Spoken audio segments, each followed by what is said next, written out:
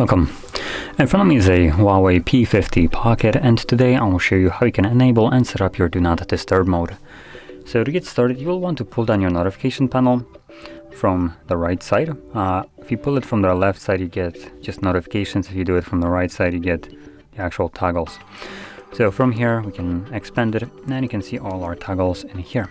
So all you need to do is simply look for the Do Not Disturb mode, which for me by default is right here. I haven't changed the orientation of these toggles, so should be in the same location for you. Once you locate it, you want to hold it the first time around. This will quickly take you to the settings where you will be able to customize how it functions. So obviously the first option we have here is just a toggle to turn it on and off. Below that we have a schedule, which we have one pre-made by default.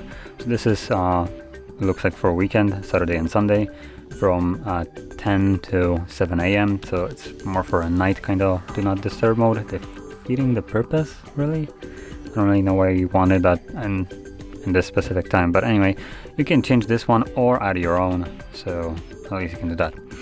And below that we have allow interruptions for calls and messages, so you can choose who can call you and who can message you. And last thing we have here is repeated colors, so this option will allow you to completely bypass whatever you have selected right here.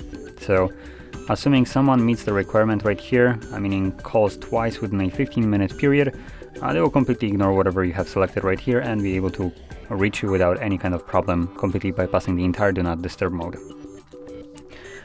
So anyway, once you went through all the settings right here, you don't actually have to ever come back to this page ever again, assuming you don't want to change anything here.